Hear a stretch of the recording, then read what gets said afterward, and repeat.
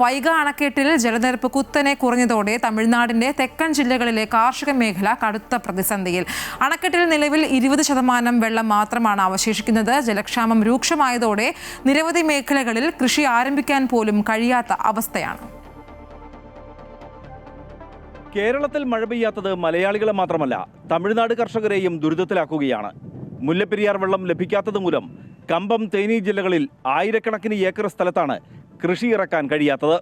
തെക്കൻ തമിഴ്നാട്ടിലെ പ്രധാന ജലസ്രോതസ്സുകളിലൊന്നായ വൈഗ അണക്കെട്ടാണ് ഇപ്പോൾ കടുത്ത ജലക്ഷാമം നേരിടുന്നത്.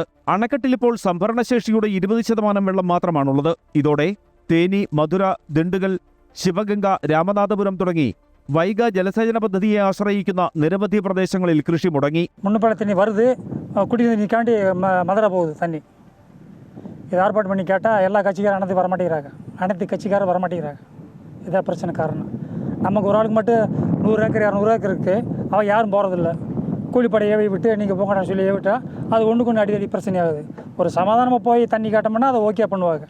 കഴിഞ്ഞ വർഷം ഇതേ കാലയളവിൽ വൈഗ അണക്കെട്ടിന്റെ വൃഷ്ടിപ്രദേശത്ത് മികച്ച മഴ ലഭിച്ചിരുന്നു.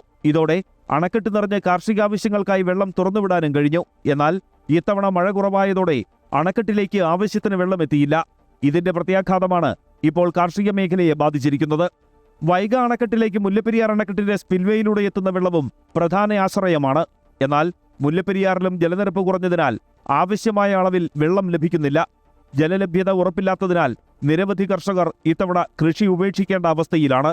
MC Boban, Amrita news, Idukki.